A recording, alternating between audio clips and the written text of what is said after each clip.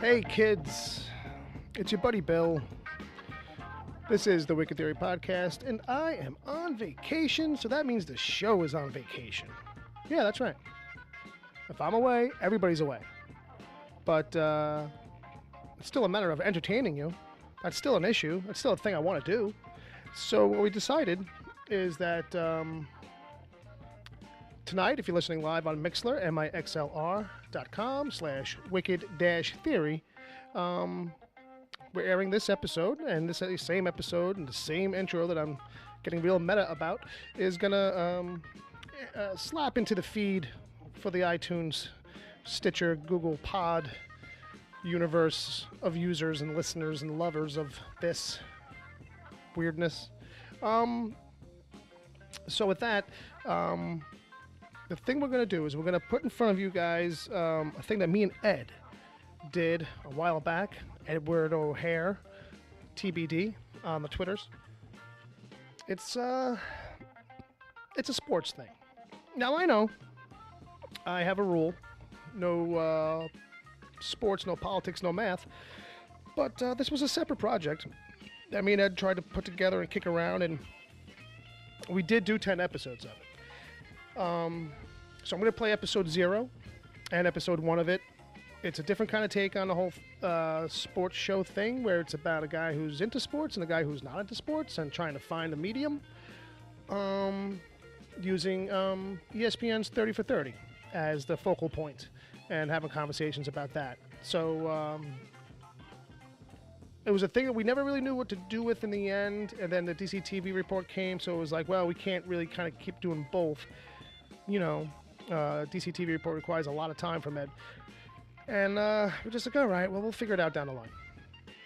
So we hinted at it quite a bit during episodes back then in 2016, at the end of 2016 and the beginning of 2017, which seems like eons ago. And, we never really shared it. So that's what we're going to do now. There's no intro music on episode 0, but you'll hear it later on. We want to thank Henno from Gotham Lights podcast for that. Henno Heider. Good man. So now sit back, relax, turn up your earphone jacks or something, and listen to this. Hello, everybody. Welcome to Swinging for the End Zone. This is the launch episode for a little project we've been working on. My name is Edward O'Hare. I'm Bill Sweeney. And, so some of you may know us from the Wicked Theory podcast, which is our other show that we do every Saturday on Mixlr and is available in podcast form. But the main purpose of this show is a recap podcast for ESPN's 30 for 30 sports documentary series. Which is strange, in a way, because I'm not a sports guy. Yes, yeah. If you know Wicked Theory, the 3 rules Bill has is no politics, no sports, and no math. Right. Yes. Because those are my kryptonites. Yes. And if it's gonna be my show, then fuck it. Yeah. So this is a different thing, and I've over the last year or so that we've been working together, I kind of wore you down a little bit. A little bit. Just because I've grown up with sports all my life. I use sports analogies all the time. And as do I. Yeah. Sadly. Yeah. With reservation. But from time to time, you don't understand them, or you just give Most me this. Of the time. You give me this look, like, really? Really? Like that's how that works? Really? Like that's what they do? Like it doesn't make any sense. Like when I say something's on par, you'll give me this look, like, really? I bet you don't even watch golf, and you're right, I don't.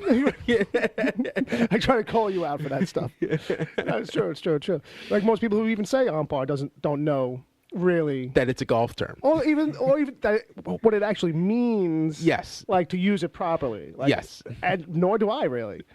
Like I know it's about the scoring. Yeah. I think. Yeah. And if it's not, I don't care. That's close enough. Mm-hmm. I'm in the ballpark. I could explain. See, there I go again. I'm in the ballpark. You're in the ballpark. I'm in the ballpark. I could explain it to you if you want, but I don't know if that would waste time. There you go. We're trying to keep this 0 episode tight. Yeah. And what we're gonna do is just lay out kind of our mission statement, what we're all about for this show. That way, we don't have to front load the first episode with a lot of this. Yeah. And also kind of give you a sense of where we're gonna be going with this show. Yeah, and just that it's a way for because it's a weird. I got weird perspectives on a lot of this stuff, and I Yes, think you do. that's part of your want to pull me into this. So rather than try and just steamroll into it, and people be like, "What is wrong with this guy? Is it a mental case? Like, does he have any clue?" I'm hip enough to know that I don't know. All right, let's just leave it at that, and we're gonna have fun as we go. But yeah, I don't know. Sport is a thing for me that because I'm on the outside. I'm so on the outside, and I'm a bit of a different thinker in general. Yeah. Tends to be my problem. But so when it comes to sports, a lot of it baffles me, and I'll refuse to step down from a slight argument about the logic of it and the purpose and the reasons why some of this stuff goes down. And you've conceded on a couple of things, like, yeah, obviously it's about the money, man. Like, of course. Well, yeah, it's about the money. It's about the money, right? Yeah. But outside of that, like as if like we're supposed to just be like, okay, whatever it may be. Yeah, and as we go through these episodes, and the reason there are a lot of great sports documentaries out there. There are. There really some great documentary series. Netflix is putting out great stuff. HBO has for years always had great sports docs. Probably the front runner. Yeah. Is that another sports term? No, that's a political term. Okay, the way I use it. Yes. I think, right? Cause, I mean, you technically, I guess, track, guy, but like he's in front. I always think of it more in politics as the person right. who's expected to win. Sure. So I'm using that one completely wrong then. I think. Anyway. Yeah. But yeah, HBO led the pack, as it were. Yeah. Is that NASCAR? Okay. So and then this 30 for 30 thing that I vaguely knew of because I had watched one once. Yes. By accident, one of the newer ones. I stumbled on it, or the topic, or whatever it was something that pulled me in, but I didn't realize that this was part of the mantra of 30 for 30. ESPN's 30 for 30 was this whole a documentary. Yes. Change. How does the tagline go exactly? I have the 5-year Blu-ray collection hidden in the briefcase from Pulp Fiction, as he unpacks it. Yeah. Ooh. And what a package. That's yes, a package very right nice there. bag. Actually, I had to leave the base of it at home so it could fit into the briefcase. The display Yeah, base it comes in this big red thing that looks like an old style movie ticket. Oh, very cool. And so all the DVDs, but on the very last page of the collection, there is a blank red ticket, and just in white lettering, it says, "What if I told you a film could change the way you look at sports?" I'd be like, man, maybe, maybe not. But I think that's kind of a vague. When you think about the question, it's a little vague. Which is going to change the way you think about sports. Not going to make you fall in love, maybe, but just how you generally think about Just give it a chance. Give it a chance. So one of the things I was kind of getting to too is just that, so I've seen sports docs, even though I'm not a sports head or sports fan, but that's one of the great things about them. It's just, I feel like as if they're done well, or the material is compelling enough, and it's got universal enough ideas. Yeah. That that it doesn't matter what you know. That's one of the great things about documentaries. It's like, I don't have to have ever saved, lives to watch something about, like the White Hats documentary on Netflix. Oh, White Helmets. White Helmets, rather. Yeah. The guys who run in Syria, the volunteers who run in to go save people from rubble and stuff like that. Or, that's a big dramatic real thing compared to sports docs. But, it's got its own drama, And so that said,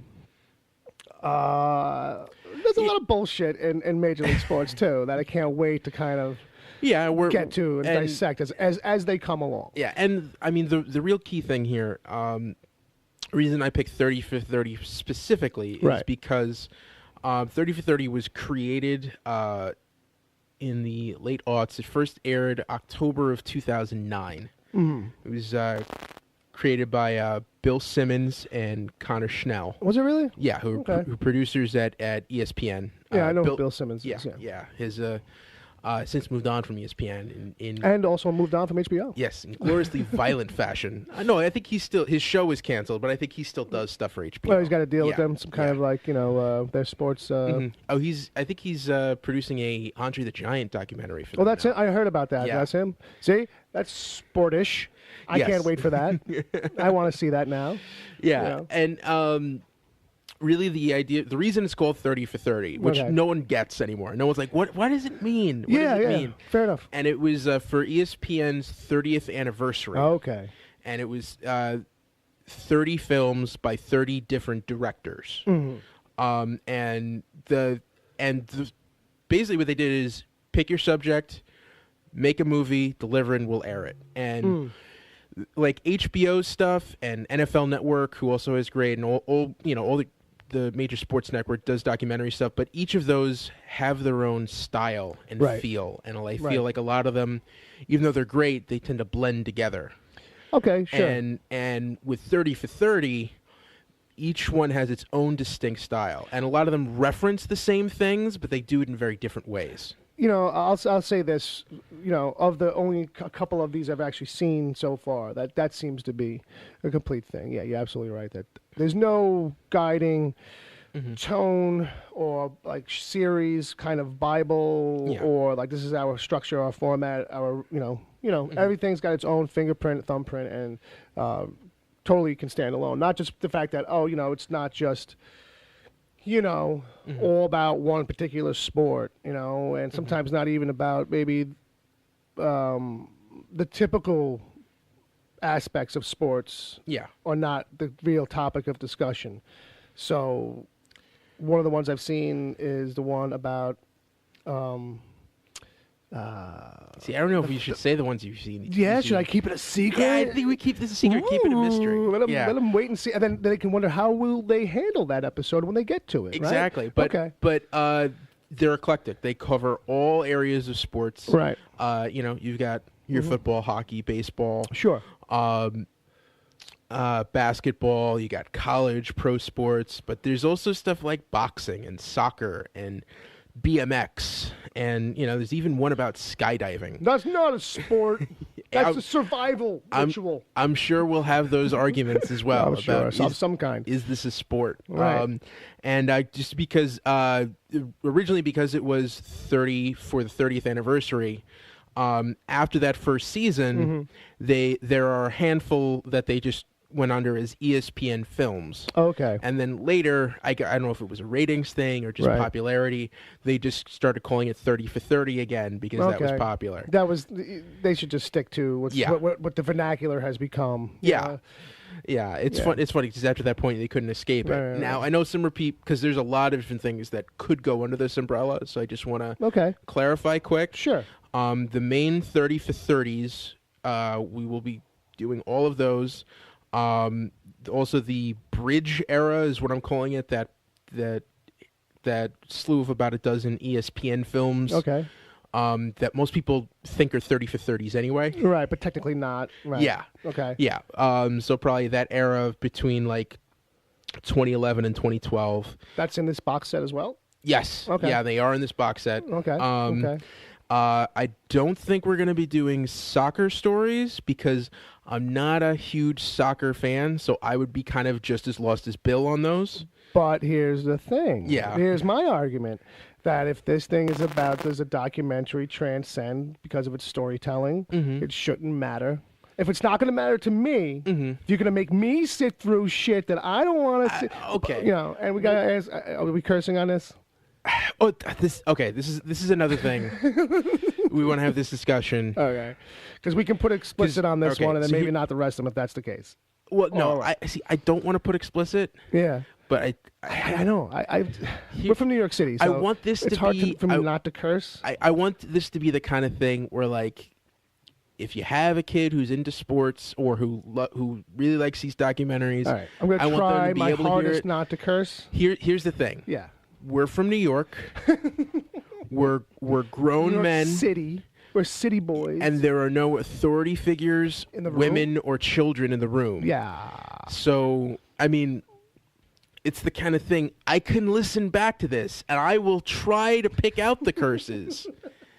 But you'll and I miss won't him. notice. You'll miss them. I could be cursing right now, and it's just so natural to me. Yeah. I wouldn't. It would just. I'll be someplace, and it won't even be me. It'll be somebody else will drop an F-bomb. Yeah. Someone else's head will snap like, "Oh my god!" And I'll be like, "Why? What happened?" We're just talking here. Did you hear what he said? I'm like, "No." Yeah. Well, I was listening to him. Yeah.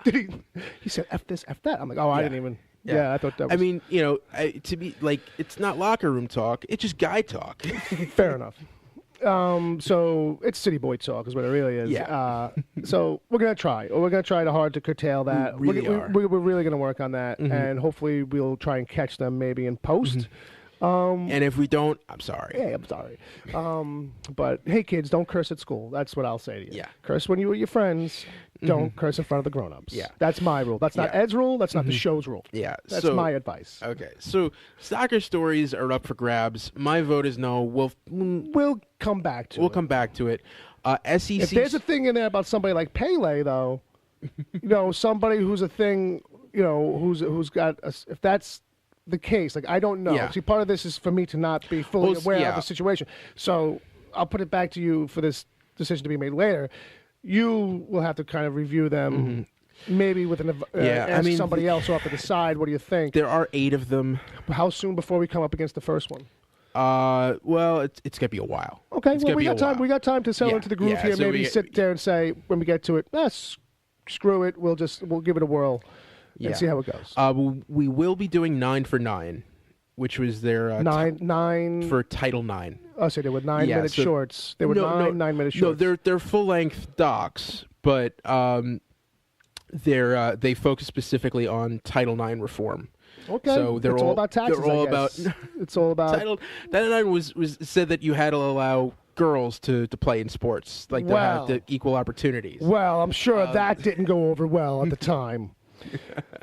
What was this, last year they finally passed this? No, it's just like 20, 30 years ago. Oh, yeah, so 30, 40 years ago. Yeah, they were just catching up. They were catching up. They were like, oh, yeah, women. Yeah, but again, the reason we're doing this is because they're eclectic. You cover a range of different sports, and I feel like 9 for 9, they're all different sports, so it's diverse enough for this. Okay, sure. And OJ Made in America, because it's technically 30 for 30, and it did just win an Oscar. All right. And that's a multi-parter, though, right? Yeah, it's 5 parts. I say we do them separately, but that's a long way down the road if we get to it. Fair enough. So now the idea with this podcast is that we're going to put it out monthly?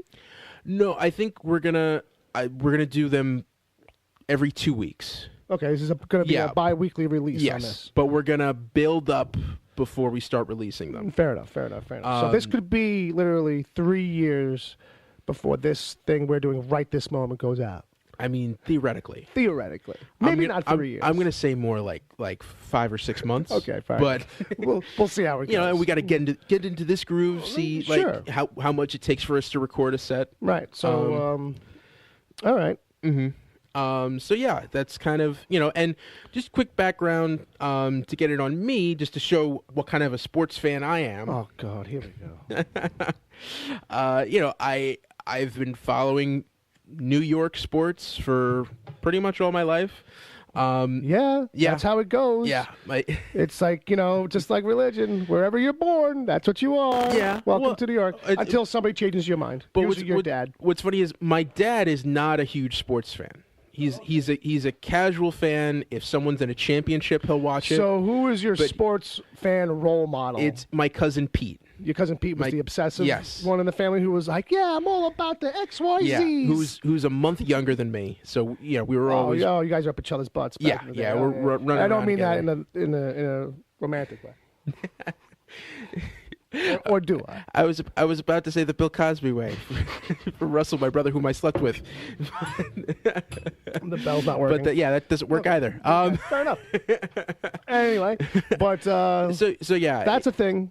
I don't know how tangential we'll get as we go along with this show, but that's a thing I've always found, that there's always one guy for every guy who's like a pretty broad sports fan who's like the sports fan role model growing up. Yeah. It's either it was their dad or some uncle, and it's like, we did all the games, and he's crazy. You gotta hang out with him. He's the nut, and it's like, all right. And I have 2 uncles who are rabid rabid sports fans. Right. And does either one of them own like an old school bus that's converted to the team colors and you has mean a built-in one right around the corner from your house? We have one right around the block. It's got a Giants logo and it's all. You know what? It's all done up. Close. Not Okay. that. But they're the kind of thing where if my wife was a little more understanding. Yeah. The dreams I have. If it's Sunday and they have to go to a family event, whether it's a birthday party or a bridal shower, they will demand that NFL Red Zone be on. Right. Fair enough. And what's funny is most of my family are Mets fans. Okay. I'm a Yankee fan. Yeah. Which is kind of that's a life I lead. Right. Well, here's the thing. Well, then let me. Unless you had a little something more than that. Yeah. No. I was gonna say so to lay out mine. Mm-hmm. Where my allegiances lie. Okay. Because that's what I've learned is it comes down to allegiances. Mm-hmm. If you're not with us, you're against us. Yeah. That's the first rule of sports. Just remember that. But is that grew up in a house full of sports fans as much as anything else. Now, since we're in New York, so I'll just lay it down. Mets or Yankees? Yankees. Okay. But not for any hard reason. Mm-hmm. You know what I mean? They're just historically just a team that produces more. Mm-hmm. And that's not for any real reason. See, here's the thing you're going to learn, Bill. Yeah. That's a myth. You don't need a reason to be a fan. Oh no, and you more have to. I know that you one need already. to explain why you're not a fan. Oh, that's the only time you have to defend yourself, right? Yes. Give them a chance, bro. Like what the hell? It's just the Mets. One day they're gonna get it, man. They're gonna get it together. Yeah. One day somebody will own the team. Yeah. Who's got a brain? Mm-hmm. I got you, buddy. Yeah. Keep hope alive, right? Yeah, and because this is a joke. I love my family, but Mets fans are poor souls. I'll tell you what's funny too. I'm surrounded by a lot of Jets fans at this stage of my life too. Not in my family, but like between work and a couple of best friends and some close friends. They're all. It seems like all Jets fans. I got caught up in some Jets fever at some point. Like you know what I mean. I was watching games, and it's like was that the Bill Parcells era? No. This was just when Rex Ryan first took over. Okay, and everyone was like, "Oh, well, here's a guy who's there's activity here. Mm-hmm. There's something going on. Yeah. What's it going to be?" And it was like, hopes, a lot of hopes, Mark Sanchez and all that stuff. Did you try showing up to the game bare feet? Oh, no. I'm not leaving the house for a fucking football game. Football is one of the few sports I can sit through as it is. You know what I mean? Do you understand that reference I just made? Something about bare feet? Yeah. Is that because he's a kicker? No, because there's online Brady Bunch episode or something. Online videos. He has a foot fetish of him taking a video of his wife's feet. Oh, I must have missed that somehow. Oh yeah. I'm sorry, I didn't realize, but I'm surprised I didn't hear about it. To be honest with you. Mm-hmm. Does that go a little bit while back that came out? That was when he was coaching. That was like in the middle of his Rex. tenure. I'm thinking of Mark for some reason. Yeah, I remember that now. I remember that now with Rex. Yeah. Mm-hmm. Rex. Anyway. Right. Oh, Rex. With Mark, it was the butt fumble. The butt fumble. Yes, right. And he was caught eating hot dogs on the bench. Yeah. Well, Mark's Mark needed to. The adjustment didn't go. The transition into Major League didn't go as well as everyone thought, or to that team anyway. Mm-hmm. But So I've gotten caught up in sports fever, even though I'm not really a sports fan. I'll say that. Now, do they follow basketball? Do you use it Knicks or Nets? Well, so growing up, not a lot of basketball. I really don't care. What I say generally is, if it's a New York team, that's all that matters to me. Mm-hmm. Like I don't care. Other than that, like that's where my allegiance is. It's hometown allegiance. Across the board. I feel like that's the bare minimum I should be putting out as a New Yorker. Yeah. Now I'm going to support my local teams. Now, if I watch a Mets versus Yankees game, I'd say, as a New Yorker, what you're supposed to do is say, fuck that. We're not going to let you bring our state down. Yeah. And these two teams can't play each other. I'm sorry. You're trying to divide us. You're trying to make us choose sides. Well, then in that case, here's the clincher. This is the. As you can see, I really can't stop cursing. But go on. These are the rivalries. I'm sorry. It's gonna happen. These are the rivalries that that I have found in New York to be the most violent. That I've seen break out into fights. That I've seen people thrown out of houses for. Rangers, Islanders, or Devils. Well, hockey's a pretty intense game with intense fans. Yes, I think there are not a lot of hockey fans, but they are intense. It's a different set of statistics. Yes, granted, but the pound for pound is more intensity because it's a tighter bunch, maybe. Yeah. It's a bigger deal. Yeah. We're dying off. But I keep us alive. I experienced Rangers fans hate Islanders fans. Yeah, it's one of those rivalries, and it makes no sense, really. Neither of them can stand Devils fans. And it's not the teams, it's the fans. Yeah, it's really just like a thing against them. There is a legendary story of my father's household growing up where my Uncle Eddie, in a Rangers-Islanders playoff game, Islanders scored a goal, and the one Islanders fan in the room got up and started screaming, and my Uncle Eddie gave him the bumps rush. Just like... He just took him right down? Yeah, pulled him by the scruff of his neck and his belt buckle and tossed him right out on the porch. The old school. Yeah. Get out of my house. That's fucking funny. Yeah. All right.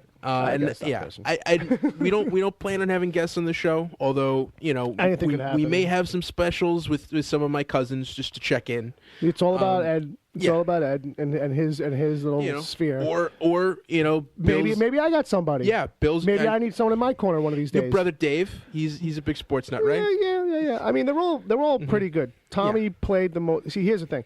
They all played sports. Yeah. And then when I got to be the age where it was like, here's the thing. Like, oh, okay, your brother's got a game. Let's go watch your brother play the game. And since I was like hyperactive kid, ADD and whatnot, like it was never about watching them play a ball game. Like to me, it was as good as them playing out. Like I didn't kind of get it. Like this was a thing. This was like going to karate every week, or like almost having like a mini karate tournament every week. This wasn't like practice. This was like a thing. Like it, and it was building towards a thing. I just didn't care. Like you know what I mean. So for me, it was like I was little, so it was like I'm going down there to play with the other little kids who are too young to play on the lowest team in that little league. So once all those kids were old enough to play, like 1 year, I just turned around and none of them were there anymore, and it was like, where's like Tony and they're playing and little Frankie? I'm gonna give them all Italian names because it's Staten Island. And so it's like where's Joey and Jimmy and Louie? You know what I mean? And it's like, no, they're all playing. So I was like, all right, I'll just go kick rocks. I'm just walking around kicking rocks like a sad little kid. At no point you ever thought, you know what? I'll just join Little League or let me try CYO basketball. I remember I got 3 older brothers who all play. So and especially at this Little League. So I was asked.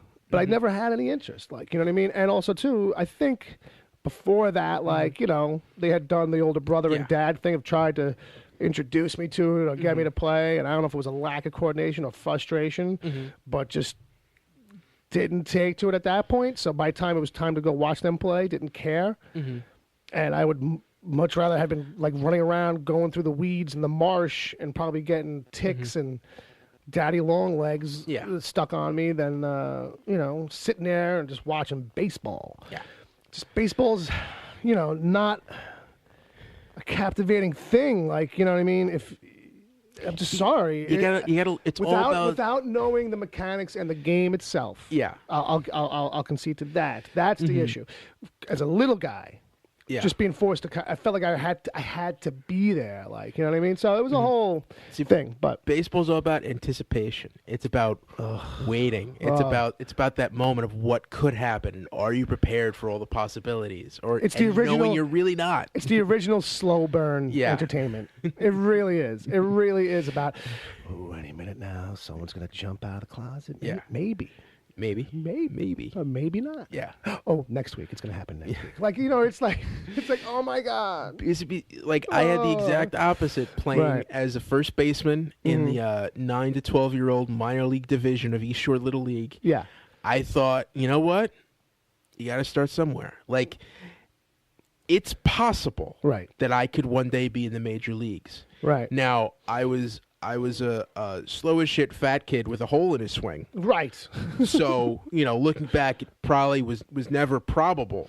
Yeah, but the potential and chance was still there. I mean, you look at the major leagues, and there's a couple of guys who are like But when he was a little guy, Oh, he yeah. probably had chips stacked against him as well, because that guy's borderline special. Yeah. You know what I mean? There's just a couple of And guys. there's some like why how is there baseball is the only sport where you could be a kind of a fat guy and Yeah, still yeah. have a career. Yeah, You- yeah. I mean, granted, there's only a couple of positions Yeah. we're willing to put you at.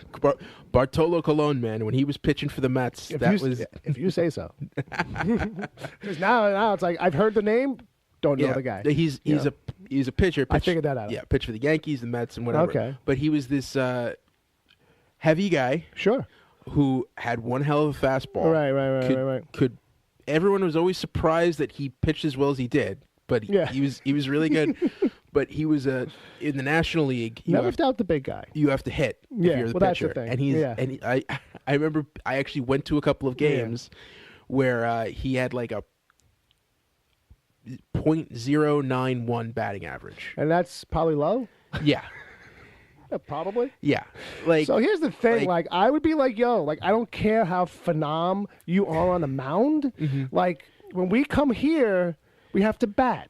So all season, I want you expecting to right, be here and being in the freaking cage. that's man. a conversation for another time. But like the whole thing is everyone knew he was horrible, but I was there a couple times where he actually got hits and like doubled his batting You're average. like, oh, this guy's got some talent. But no, it's the kind of thing where like because he's so bad, when he gets to first base, he gets standing ovations. Like people are And like, that's the "Oh wrong, my god, and that's the our wrong message. guy!" And that's the wrong message.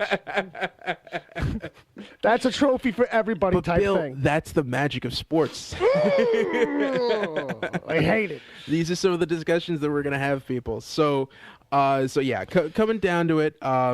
So we've got our TV set up right here. Yeah. We're going to start watching the very first episode Of 30 now, for 30. Yes, of ESPN's 30 for 30, and Bill does not know the titles of these episodes. Right. Right. You know, the thing is, I'm going to at the end of each episode, I'm going to reveal the title for the next one, and he's not going to know anything about it until we watch it. So, Right.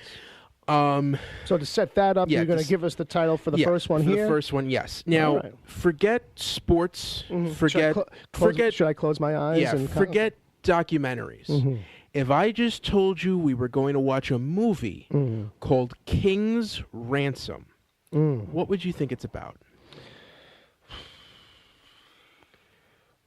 I picture like George Clooney in like some kind of modern remake or update of Ishtar.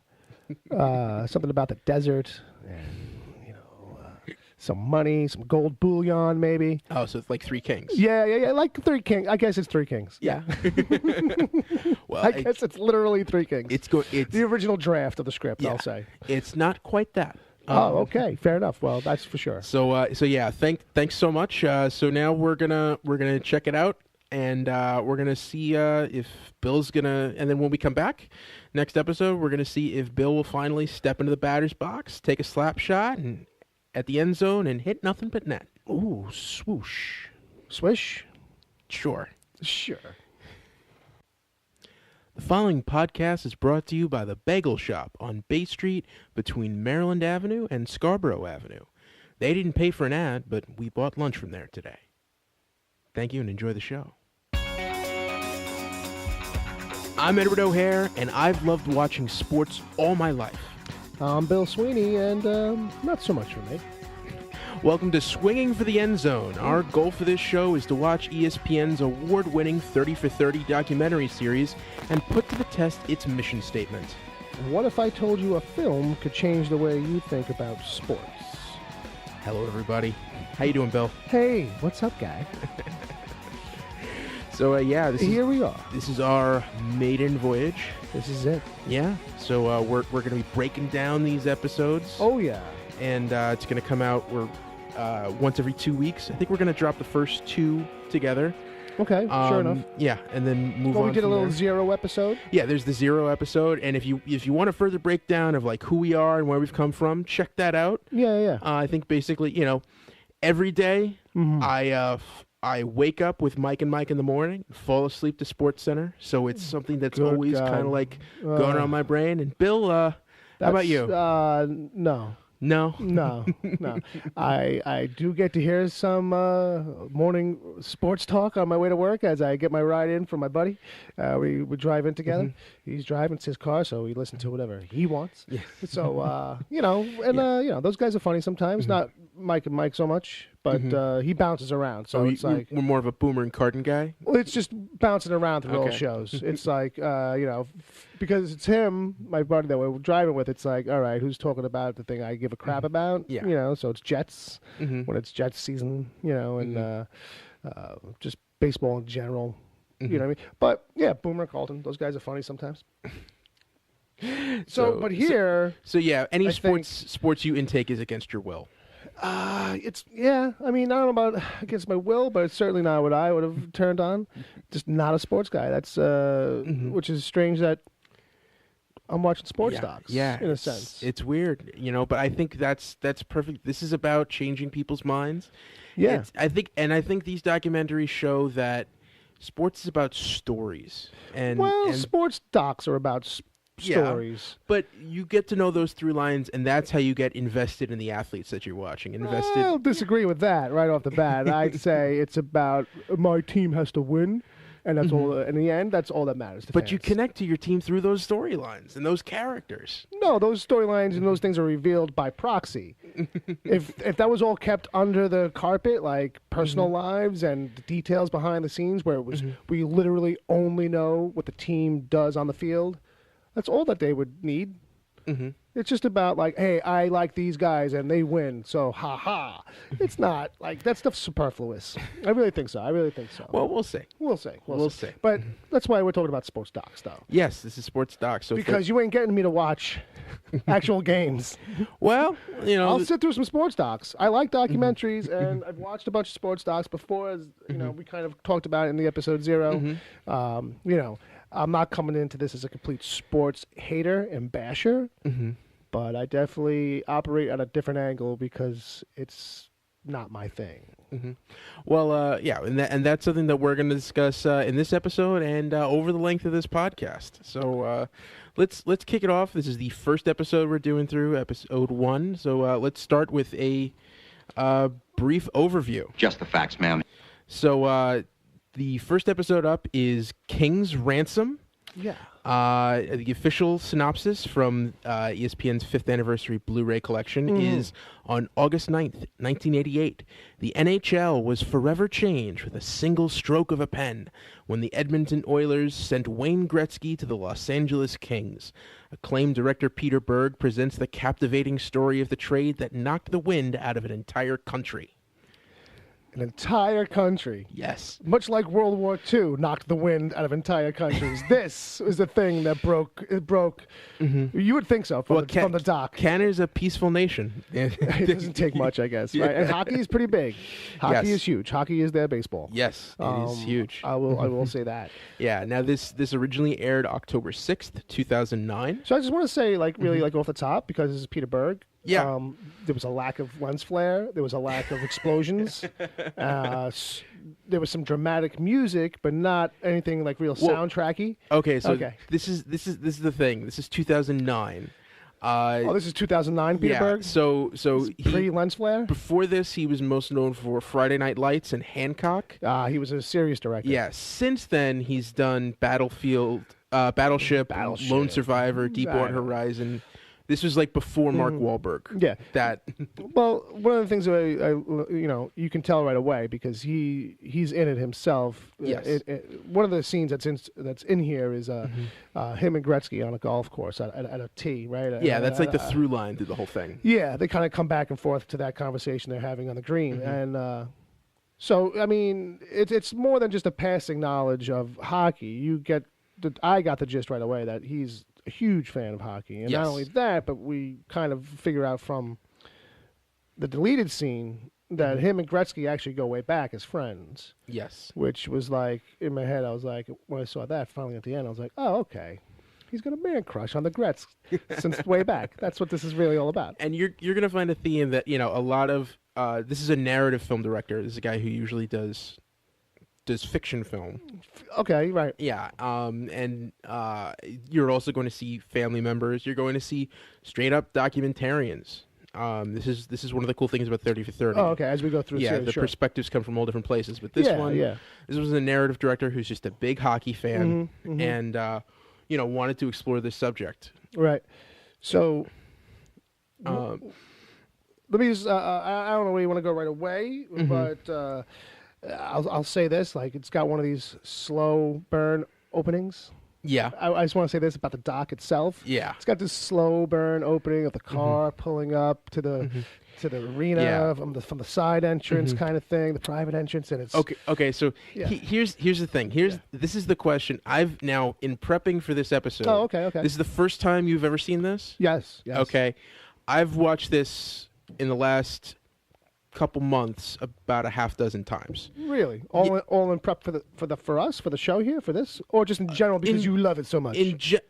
Mostly for this, but to see you kind of being like 50-50. There were like 2 times hard where like I'm taking notes and going through everything, and then there were just a couple where it's just like, there's nothing on. It's like, on again. I'm gonna fall asleep to this, but let me just try. You know what I love? I love stories of regret and melancholy. That's what I want to go to sleep to, because that's what this is really about when you get down to it. But from the get-go, when I knew we were going to do this, I wanted to know that first scene where he drives into the Forum and walks out into the center of the arena. I'm like, who is this guy? Does that have any resonance with you at all? Like, it takes a minute to realize that that he's in an arena because he's coming into a back entrance, which I pretty much presumed. I'm like, oh, this is slow-mo WWE entrance. Yeah. I've seen this before. Okay. This is how they enter buildings. They come in through the back. I get it. And then he gets out, and these days he's looking more like a congressional lawyer than anything else. He's got him in this nice sharp suit. He's not young anymore. He's got the haircut like he's a lawyer. Yeah. But, well, because, I knew enough from Gretzky that I was able to piece together real quick, because they're doing the whole, slow-mo scenes with some dialogue. And there's voiceover. And it's about XYZ. I don't forget it specifically, but it's like, I'm like, okay, so I'm piecing it together. I was like, I know that was a big deal, because I remember it happening when it went down historically, that he left the Oilers to go to the Kings. Because I'll be honest, I was kind of afraid that you were going to see that and it's just a guy walking into a big empty room. Yeah, well, it was that. It did have that, too. Don't get me wrong. It's like, because at first, I'm like, is it Gretzky? I'm like, oh, okay, it is Gretzky, because he looked a lot different. Yep. Like, to me, he looks a decent amount different. You didn't realize it was Wayne Gretzky. Okay. And I might have gotten fixed on his new set of teeth, too, when watching him for whatever reason. It's just like, sometimes that happens. But So that's the general overview. Let's take this to start the real thing, which is Bill's questions.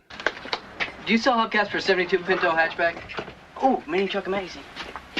Main Trucker Magazine. Yeah, so the whole point to this segment is Bill took notes, and these are just a little bit for this one. Yeah, anything general that you didn't understand or have a question about, to go over for this doc. Well, I think the thing that we need to go over in general is just that if you don't know or don't recall, because you didn't live in Edmonton or whatever, that Gretzky is so beloved. Well, I was just amazed when he got married.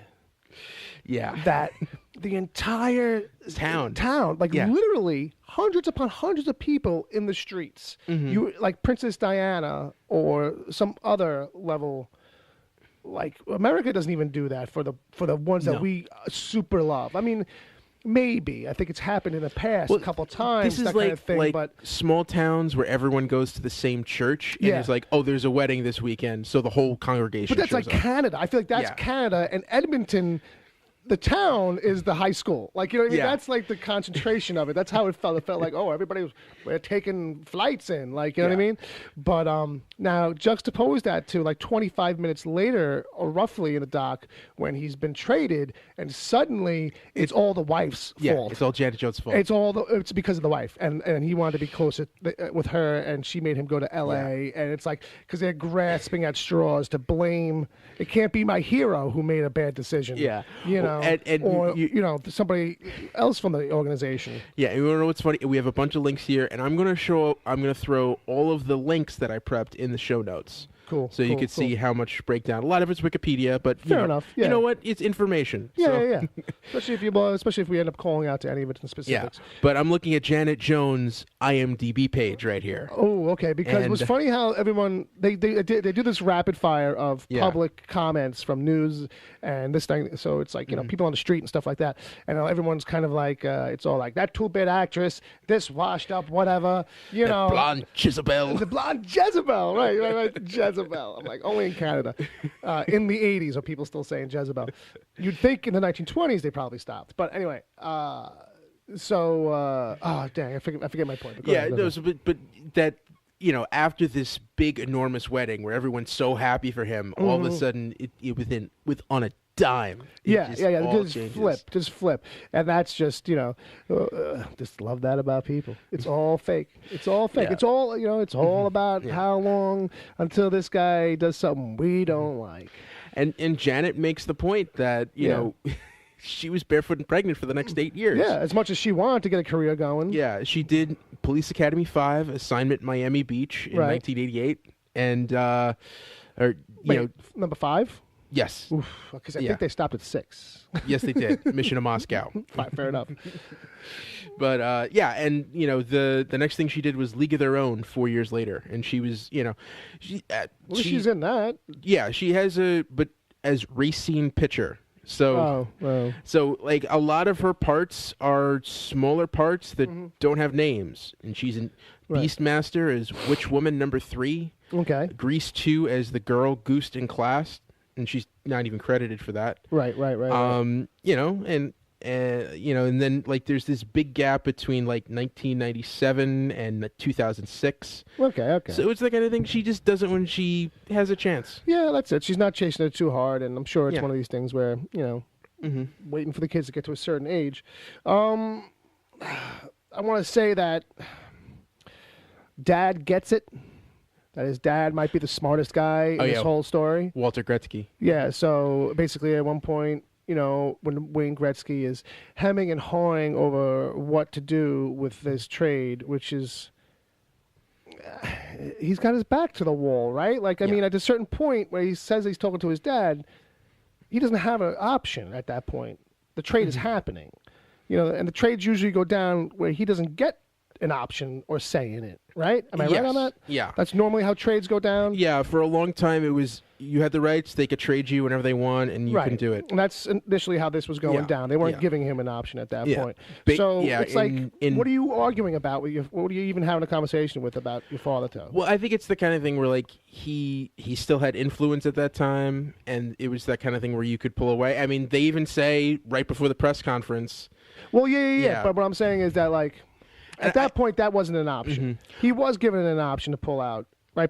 2 minutes before the press conference, which is like a douche move. Yeah. Which is like saying, yeah. Like you almost know for sure he's not going to. Yeah. Although, if I was Gretzky at that point, the way he ends up breaking down during the press conference. Yeah. Because I even said it when we were watching it. I was like, that's his guilt talking. Or that's the aspect of you that's saying, maybe I don't want to do this. It's not that I'm crying because I'm sad I'm leaving. Well, why am I sad I'm leaving? Because I don't want to leave. Yeah. Like, you know what I mean? I don't want this to end. That's why people cry when the relationship ends. You know what I mean? Or people pass away. That's why you cry in that situation. Or, when you graduate from a grammar school you went to for 10 years. Sorry. Oh, my God. They knock it down to make a more affordable housing. But, when this guy, I feel like that's a moment, maybe that's a life lesson for reactions, for gut reactions. Yeah. Where if that's a thing that's going on, maybe you need to take a look at that moment and say, I'm going against a greater thing than a regular, normal gut instinct. This is my body rejecting this. My physical body is telling me this might not be the right thing. I would have stopped right there, just been like, especially at a certain point, because he hadn't said it yet. Yeah. He only was saying like, I regret to kind of say. Well, he doesn't really say anything at that moment. That's what I mean. Like he has an option where he can still say, never mind, I'm not doing this thing. I'm pulling out in front of the microphones. Like, yeah, and that would have been the worst. that would have been the worst. But I mean, that's a moment where like Bruce McNall is going to sue you. Like that's kind of like well, fine. Yeah. You'd still have the fans on your side. Yeah. You'd still have all that on your side. Hindsight being 2020, it would have been a better thing to do because he ended up having to eat a lot of crap for a long time at the Kings when he went there. But anyway, it was just one of these things I observed in the moment where, like, that's his gut telling him, or his conscience telling him, this is a bad idea. This is a bad move. The fact that he couldn't, like, it turned into tears and sadness. Yeah. That's not. Now, do you think that plays into what Pocklington allegedly said later, that he thought the tears were fake? Well, here's the thing. The whole, I said this to the reporter, and the reporter says that I said that. Yeah. And no one has a cassette tape to play it. I don't buy either story. I consider it a wash. I have to kind of chalk it to that stuff usually up to a wash when I hear it. Okay. We're like, well, I don't know who to believe now because, like, especially in a documentary where, like, they literally talk to both people. Yeah. And they both say XYZ happened. Oh, I said this. No, I didn't say that. So it's hard for me to chalk that up. But my guess is he probably said it. Yeah. But in a context where he didn't mean it. Context where he didn't mean it. Yeah, whereas he might have been like, when that happened, I almost thought he was faking it. But in the end, I know he's not. It's that kind of, people squirm context around. And it's also, too, like, he could have said something like, now he's up there on the microphones. Was he faking it? I don't know. And that's all the reporter needs to say that, Pocklington intoned that he thought Gretzky might be faking it. Yeah. And then the public just runs with, he was faking it, is what Pocklington said. How dare he say about the guy I want to kill? Yeah, and they're looking for someone to string up anyway. Well, they're burning him in effigy. Literally. And that was kind of creepy, too. Yeah. They lit that thing up, and all of a sudden, like 2 seconds into burning, it started to melt. Well, also, you could tell that's a Canadian thing. Like, Americans will hang someone in effigy, but because when you burn them, that's when it becomes a lynching. I think technically hanging someone in effigy is a lynching. Yeah. So we're not good with the effigies. Yeah. Effigies, let's just say, not good. At any time in any country. So that is the smartest one. And the other note that I have in here is because this trade basically makes no sense. Like, even from the standpoint of Pocklington, because am I saying his name Pocklington. Right? Because there's an L in there. First of all, he had no interest to get rid of this dude. It was only when somebody else said to him, "Hey, if you ever feel like getting rid of Gretzky, I'll take him. We'll make a deal. We'll make it worth your while." No, I think this is the other context, because it's the kind of thing where that whole unrestricted free agent thing, that means at the end of the contract, he can go wherever he wants, and the Oilers won't get anything for him. No, fair enough. I know. Yeah. It was about saying, if we can make a move to get something out of this, that's a guarantee, we should probably move on that, as opposed to saying, if we wait for Wayne to get to that status and then try to renegotiate or see what he decides to do, we could lose out, and that's a possibility. It was about saying it was risk management. Yeah, he could hold us hostage and then just grill us for, into overpaying him. Right. Or he could go away and then we don't have anything. Whereas this point, and I'd say that would be your better bet in the long run. Yeah. Because it's about a brand, too. And since it's about money and it's about dollars and it's about that's the bigger picture, I think that's what you protect is your bread and butter. Now, granted, they say that there was some pressure financially on them to bring in some outside cash flow or whatever, so that trade, getting that $15 million for him, was a boon of some kind. Yeah, so well, to put this in context, in 1990, when they renegotiated his salary, he was making $3 million a year. Okay. So 15 million was 5 times that. No, so the team was going to get $15 million plus some players plus draft picks. Yeah, and meanwhile he was only making $3 million a year. So. And don't get me wrong, there's a part too. He was making less than $2 million at that time. Right. And then by the time he rearranges his contract at the Kings, he only ends up at about $3. Yes. Then what was it all for? You know what I mean? It's like you didn't become anything special. Well, that was pay wise. that was the highest salary in the NHL at that time.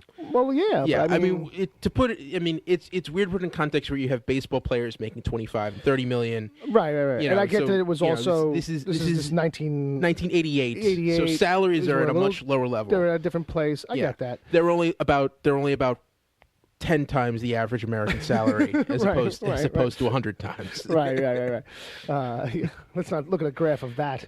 But I feel like, you would have thought that he was going to end up someplace a little better than that, though. It seems paltry compared to what the valuation he received as the trade, like in no way equals out to him any kind of gain where, like, hey, I live in LA now. I want to live in LA. Hey, I got a little bit extra money. I got a whole team I get to help rebuild. And then, like, whatever he wants to try to chalk it up as a benefit. And it's benefits not were minimal. Yeah, and that's the thing. It's not what they were willing to pay him. It's what he was worth to the team. No, granted, that's about money coming in versus money going out. Yeah. I get that. But I feel like the money going out the door when he leaves, Yeah, that's true. you know what I mean? Because you ruin your good name as a team, as a franchise, and since it's all about the goddamn money. Yeah, and they won a team. They won a Stanley Cup 2 years later in 1990, and then It was in a raffle, but they won it. within a couple years, all of those players had dispersed. A lot of them ended up on the New York Rangers and won a cup with them in '94. And this, So one of the things that spurred this show on is us having some side conversations about sports, and this kind of one of the things that goes back to this too for me is the whole fans just blind fandom. Oh, the obsessive blind, like you would think, something happened to their mother, like at the depth of the hate that comes out of them. I could tell you, one of the drinking games for this show is going to be the idea of X team is a religion in X city. Yeah, there'll be a recurring phrase, I bet. Yeah. So it is a thing like that in Edmonton, and I get it. Even when they say Edmonton put us on the map, he's right, because without the Edmonton Oilers, you would never know the team that town's name. Yeah. Come on, you know what I mean? Obviously, and if it wasn't for Gretzky, and to some degree, I'm sure Messier and some of the other guys on the team, because the team itself is pretty well lauded for that era. It seemed. They were those guys put the team on the map, and those guys put the town on the map. Yeah. You know what I mean? And Gretzky, not for nothing, helped put hockey itself. Whenever a sport seems to have a real phenom player, it brings general interest up across the board. Like, it's like, whoa, I don't follow basketball, but this one guy, this Michael Jordan dude. He was the Michael Jordan. He's worth watching the highlights at the end of the day just to see what he's doing, because it's insane. He was the Michael Jordan. He was the Wayne Gretzky. He was the Babe Ruth of. I grew up with a couple of kids in the neighborhood who were hockey players, and they it was all about Gretzky. It was all about Messier. It was all about these guys, and so granted, and just to kind of. Hockey's not like baseball. You have hitters have about a dozen different statistics that everyone kind of goes back and forth. They create new ones every year. Yeah. In hockey, there's basically for shooters, there's 3 categories. Okay. It's goals, which is where you hit the puck and it goes in the net. Fair enough. There's assists, where you pass the puck to somebody else and they score a goal. Gotcha. And then there's points, which is goals plus assists. Just putting the two together. And for no particular reason? Yeah, it's just, goal, just kind it's of like everything you did that meant something. Well, no, it's just kind of like if this person's on the ice, you're probable to score this many points in the game. I think it's just saying, hey, here's the 2 things we keep track of, and if you want to know what they look like added together, here's a third. Yeah. And Gretzky's for no good reason. I'm sure some hockey fan right now is like, the reason they started that. Yeah. Send an email. Yeah. You don't need a. Gretzky is top in all 3 categories. Okay, still? Yes, still to this day. And just like... Because I wanted to point that out, too, is like, I don't think that sport has had another guy who comes close. No. Right? No, they haven't. To being at the a career level that he's been at. Just to put it, he scored 894 goals. Right. And 1,963 assists. Well, that's nice of him. Now... He's a helpful guy. It just to put this in perspective, at the time of this recording, if Wayne Gretzky played his entire career and did not score a single goal, he would still have the most points. No, he wouldn't. Yes. Because points is a combination of goals. Yes. He would still, because he had 1,963 assists. Yeah. The second place in points is Jaromir Jagr, who, and this is the middle of the season, he's still playing, but at this point has 1,905. But points aren't scores. They are goals. No, points are goals plus assists. Right, but if you take away the goals... the assists are still more than the points of anyone else. Okay. Just the assists. Yeah, just the assists, he's still the number 1 points. The points don't count. Whatever. Okay, but just to demonstrate point being, that's how effective he was. I think what it comes down to is he's amazeballs. Yes. I'm going to pull that phrase out of the closet and dust it off. Okay. Because we're getting retro a little bit with some of this, Doc. I did feel like I needed a mullet, like a 1980s, Metro mullet. Which is not quite the Midwest mullet, the Metro mullet. When that one CNN anchor had the Jerry curls. There's a guy pops up out of nowhere as a montage rolls by, and it's like, whoa, look at the head on him. Like, it's trimmed off by the top of the frame of the screen. Yeah. Like, it's like, tame it, buddy, tame it. Tame that thing. Fucking, cursed. You'll take that out. Like a barracuda on his head. Yeah. Or something. No, barracuda the fish. All right. Well, that's like I really didn't have a whole lot of notes for this one. But in that sense, I think that gives us a good overview of what we're talking about. Yeah, sure. And what this really comes. And now we're going to answer the hard questions. Do you sell hubcaps for 72 Pinto hatchback? Oh, mini truck amazing. Hang on, to try it again. Yeah. Now we're going to settle. Take it clean. Yeah. And now we're going to ask the hard questions. You want answers! I want the truth! And I'm going to give you the truth. I think. Yeah. So the main questions that we're going to ask in every episode of every doc, there are 3 things. Okay. We're going to ask 2 of them at the same time. The first is... double shot. Does this film transcend sports? And if this isn't about sports, what is it about? Does it yeah, well, you know what? I think it does transcend sports. And this is why you have them kind of tied together, these questions. This does transcend sports a little bit because it comes down to the central theme, I think, for me anyway, it's about regret. It's about making a big decision and asking that question that you probably ask all your life about big decisions, especially if they kind of take a left, is did I do the right thing? How much of that do I carry with me? Did they get deep on that? Not really. They kind of surface touch it. Yeah. I feel like this is a doc where if I had like another 20 minutes and we had him in a different setting, we probably could have got him to cry. And that's the other thing about this. Right. When you realized the only footage you see that they get of Gretzky during production of this is that golf course. And I bet you that was one day. Oh, yeah. He's like, all right, the deal is we'll go out for a day. And that's kind of it. You pick up whatever you got to pick up from archive footage. Hit the driving range, and we're gonna chat. You're gonna have the cameras there. I'm gonna pretend like they're not there, and that's the only interview that Gretzky does. Yeah, because Gretzky's not that real kind of guy. He didn't do a lot of that, if I remember correctly, back in the days. And Berg has to build the whole doc around that. Yeah. And if that's the best that we got out of that stuff, it was probably tough pickings on a lot of it, probably. Yeah. And I was surprised by the bonus content, the one scene bonus content that was labeled as just talking about Messier, but actually has a decent amount in it. I mean, ran for a decent length, but I was like, oh, this should have been in there. Like, I could see why it was trimmed down for time. Yeah. And it was on TV. It had runtime issue. So, Well, it's also just context. I mean, the stuff with Messier is interesting just because it's known that they were the two best players in the Oilers, and they had a camaraderie. And my biggest memory is in like 96, 97 when Gretzky signed with the Rangers and reunited with Messier, and that was the big thing. Like they were finally going to play together again. And then at the end of that year, Messier signed with the Canucks. Yeah, so it's like they don't care. Like, you know what I mean, that's the thing I come down to all the time. It's like people get so heartbroken when their players leave.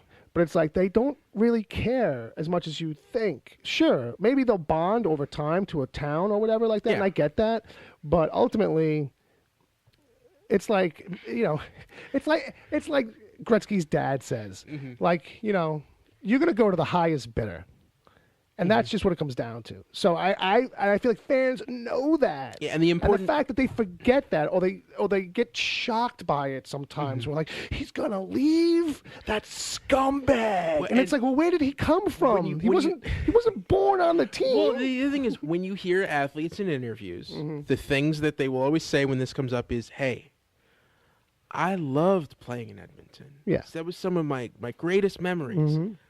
But I gotta do what's best for me." Yeah, and it's and don't get me wrong, it's the truth. But that goes back to the thing of fans forget that. That's a person. That's a guy who's got to make his own life decisions. And the fact that you get so caught up in it that this is my team. This over attachment that happens with some fans of anything, nerd stuff, movies, TV shows. Yeah. This over attachment of my thing, so that when my thing, because it's an ever-evolving thing, maybe, whether it's a person or a TV show that's running or a book series, let's say, and it takes a turn that you don't like, and some people just get so bent and so personally like hurt, and it's like you should have never had your attachment that deep. Like, it's good to like really like something, but once you feel like it's yours, you're setting yourself up for a certain amount of letdown. Okay. You know what I mean? Because it's like, yeah, this is my kid, but my kid is his own person. I can't, and it's easy for me to say I don't have kids, like in a way like that, but I feel like there's some kind of analogy there where it's like, yeah, this is a thing that I'm really attached to, but ultimately it could spiral out of control. But I can't let myself get attached, because that's where pain comes from when it goes out of control. But you know what? We're both comics fans. That's our other show. Sure. I've read DC comics all my life. Right.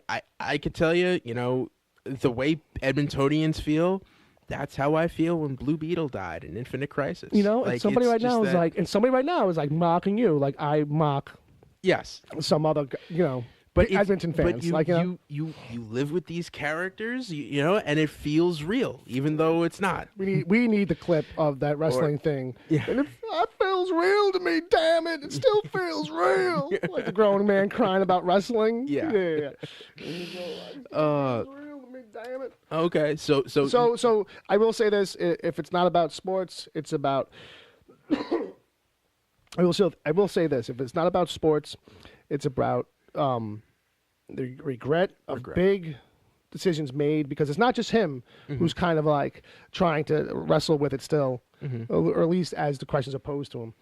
But what's his name? Polchek, Peter Pocklington. Peter Pocklington, and the only one who's cool with it is the guy from the Kings, Bruce McNall. He's like, it kind of all worked out for me. Yeah, who by the way is out of prison now. Yeah, which is good. I mean, except for the prison stuff. But that was that seems like a separate documentary. We need to see one day. Yeah, also Peter Pocklington has had his own legal troubles.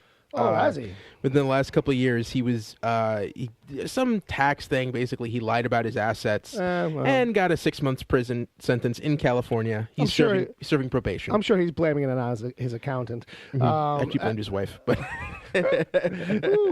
So I will say it's about regret, and it's also about the allure of sometimes it's about the allure of greener pastures sometimes.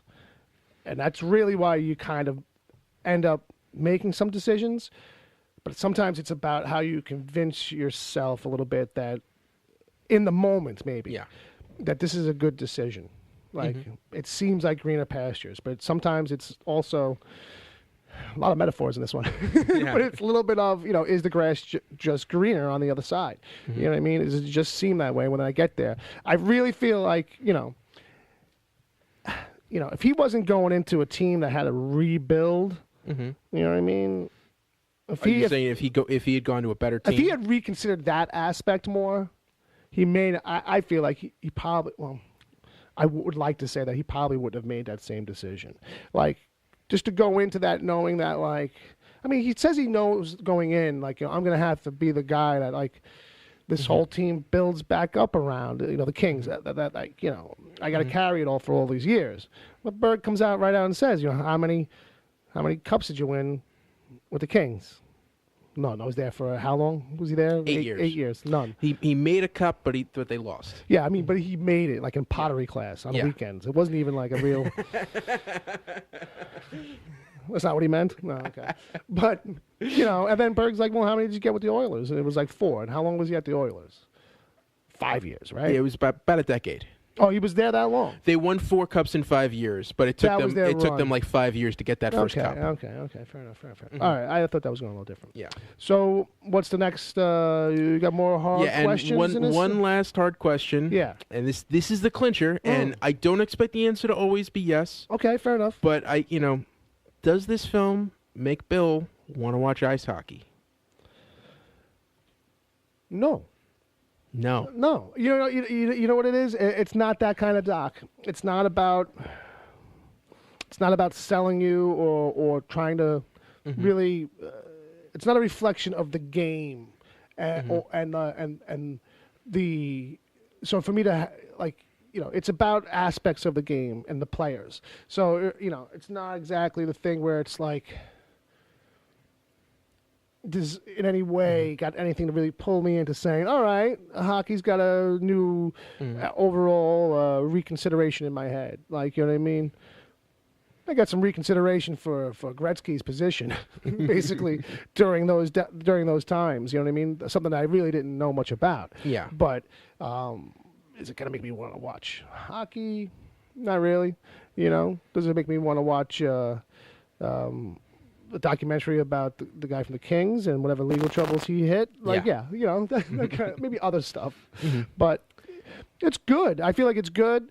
I was kind of I know that they ran on TV and they were originally an hour long, these episodes, but this is one of the ones, this is probably, it's the first one, but maybe I'll see this again throughout the first season, right? Because the first batch is all that length, roughly. Well, it varies, but a lot of them in the early ones start out about an hour, and they start to get longer and longer as it goes on. Yeah, this one feels like it should have been a little longer. It feels like there was just a little bit more behind the scenes, or some other aspect they could have maybe pulled from, or put another story thread in it a little bit. And there's a lot of montage in this. There's a lot of silence. There's a lot of long, pensive beats where it's like, okay, are we just filling time? Because I feel like the dramatic build has been achieved. We can cut away now. Some of it might be, but there's some great landscape shots of L.A., the sun setting and rising. Oh, there's some really good stuff. Yeah. There's some really brilliant stuff, when it's not on the golf course. Yeah. But... no, it's a really strong doc. Berg's got a really good eye for it. I know he has done a few other doc type things, I think. Usually smaller projects like this, I want to say. Yeah. But, this is pretty sharp. This is pretty good. As far as it making me want to sit down and watch hockey. No, but it's not to say I haven't watched some hockey. I got pulled into the Rangers madness. He's actually doing post-production on a Rihanna documentary right now. Oh, good. Well, that should be interesting. I got pulled into some Rangers madness back when they were going for the Cup back in the 90s or the early aughts. 94 they won. Ooh, 94. Yeah, and they were always a player in the mid-90s. And then, like the last couple of they've made two Stanley Cups and lost. What, recently? Recently. No, I don't care about recently. No. No one cares about recently. And then, I think I went to a farm team hockey game long time ago. Oh, AHL? I guess. I don't know. I was about 13, and we were upstate New York. My grandparents lived in Glens Falls. Okay. So there must have been a ice rink stadium there, and I don't know. I couldn't even tell you. I think one team might have been turkeys. Might So it have might have been been turkey based. See, like, I remember I used to go to Hershey Park, to Hershey, Pennsylvania for Thanksgiving for a while, and we go see Hershey Bears games. There you go. Yeah. Hockey, it's the kind of thing, it's good on TV, but it doesn't translate as much. Live hockey is really special. Okay. That's the thing. And that's like, if That's what I you're was gonna getting at, if yeah. you're gonna see hockey, you got to see it live to see just the rush and the excitement and how fast paced it really is. Yeah, because that's the thing I don't where know if it just TV can doesn't keep up with stop. it. Like, Yeah. Football, because everyone's got to set up, is very stop and go. There's action, there's some intensity, and it goes for, good small stretches. But it's one play and it's done, and then we reset. One play, we reset. One play, we reset. Ice hockey feels like it goes And for those. I mean, the clock is running. Yeah. You don't stop the clock. And really. it's the whole rink. It's everyone trying to set up a shot and then it missing, and then everyone running back to the bench so that they can switch players, because they switch players a lot more. Basketball's often than got you think. that too, where it's a lot of up and down, up and down, up and down, up and down, and and that's what it feels more engaging like that. I think if baseball had a friggin' clock in it, maybe people wouldn't take a whole 3 minutes to get to the plate to take a swing. But that's what makes it magical. No. This is not the sports We'll get to that episode. when we do a baseball. This is not the doc. baseball. Okay, Yeah. fine. So anyway, look forward to that. Ladies and gentlemen. okay, so I think that's a good part, and I think now we're gonna be heading to the home stretch. Just one more thing. All right, so the next episode title coming up, episode 2. Oh yeah, what's that going to be? Now, remember, if I just told you, taking sports and documentaries out of I'm it, going to close my eyes. if we were going to watch a movie called The Band That Wouldn't Die. Oh my God! It's like this is like a Roger Corman zombie flick, punk rock road trip, and I think like the one guy you would never expect to get success out of the production does, but it's like a lighting guy or something like that. Like that's the only guy that went to do anything big, and he just went to do the lighting on another movie. Yeah. But it was like Titanic, you know what I mean, or something like that. It's like that one lighting guy, he's making good money now. Yeah. So the band that wouldn't die. Yes. All right. Let's see what that's about. Yeah. So you can follow us on Twitter. Bill, where can they find you? They can find me at Wicked Theory on the Twitters. I am at Edward O'Hare TBD. If you like what you're hearing, send us a tweet. Hashtag it S4EasyPod. You can also email us at s4easypod@gmail.com. You can check out our other show. We have a Yeah. Wicked Theory podcast, Yes. and I also do Preacher vs. Preacher, which is a recap show for the TV series on AMC, Preacher. Yeah. Wicked Theory podcast is me and Ed every week with my brother, and Brother Bob. and usually a rotating seat that sometimes is my friend Dom, and that we talk nerd stuff and geek stuff. And we're live on Mixler Saturdays, 7 p.m. Eastern, and drops on iTunes every Monday. Yeah, you can check us out over Yeah, there. and send us whatever. Send us some if you want to send us some audio clip voicemails if it's under a minute. And like I said, we're going to be backloading a lot of these, so we may hold those for like one special episode, or I might just like drop a clip at the end of one episode. We'll see. Yeah, we're it's gonna true. Play That's along, see how that's this a true goes. consideration there. So if you do send in some kind of communique, Yeah. and we don't hear it right away, just know that these episodes are a bunch are in the can. Yeah. Up front. But thanks so much, and hope you join us next time when we see if Bill will finally step into the batter's box, take a slap shot at the end zone, and hit nothing but net. Swash. No? Is that how it goes? Close. The following podcast is brought to you by the Bagel Shop on Bay Street between Maryland Avenue and Scarborough Avenue. They didn't pay for an ad, but we bought lunch from there today. I thought you were going to do a different one. No. The same one? Same one. All right. Well, I mean, that's the truth. Okay, Yeah. fair enough. All right, so continue. I'm Edward O'Hare, and I've loved watching sports all my life. My name's Bill Sweeney, and for me, not so much. Welcome to Swinging for the End Zone. Our goal for this show is to watch ESPN's award-winning 30 for 30 documentary series and put to the test its mission statement. What if I told you a film could change the way you think about sports? So, hey guys, welcome back. Hey, how's it going? So, today, we're going to dive into episode 2 of The Band That Wouldn't Die. It's not a zombie documentary, No, it's not. so it was a little tough for me to sit through. Zombies would have helped a little bit, but it's not wasn't completely not worth my time. Okay. It was good. It was good. All right, so we're gonna get into this.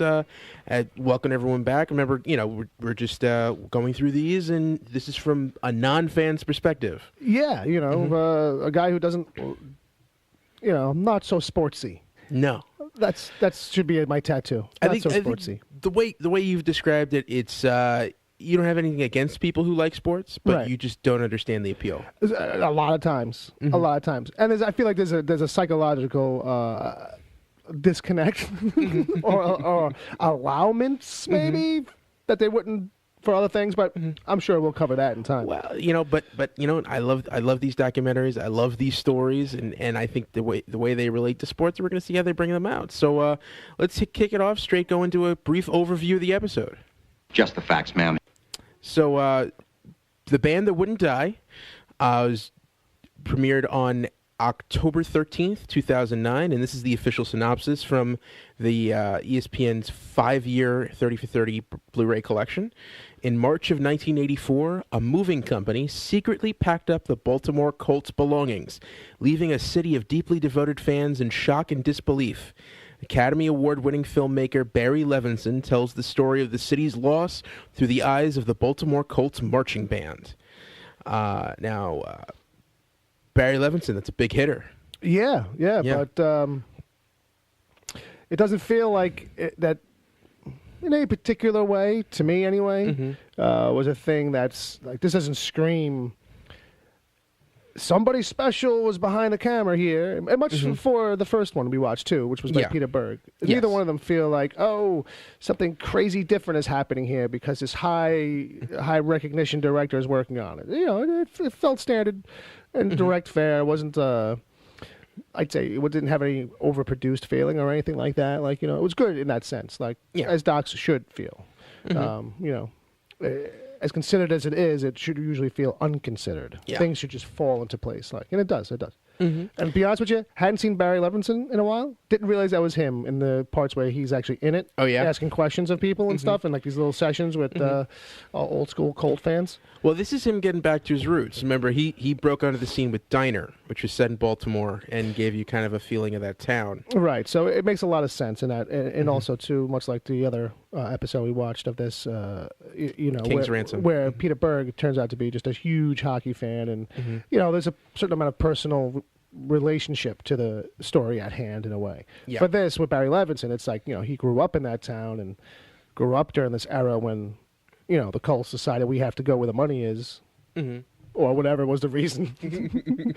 Yeah, and that's kind of the thing that it doesn't really make clear. It was just kind of like Robert Ursay was a bastard. Well, they paint it as like this nefarious thing because it's very dramatic to have it open up like this. But the documentary opens with the big Mayflower trucks just coming in the middle of the night, and they're talking to the guy from Mayflower about how he had to orchestrate and set this all up to be because they wanted it to be sneaky, and like before long, there's news crews popping up, and it didn't take long for the town to figure it out. No, and just to clear, I am looking. Mayflower does still exist if you're looking for a moving company. Sure. And they have changed their logo a little bit. Yeah. So there's a second sail on the top of that boat. Does it look less like flipping the bird? Yes, it does.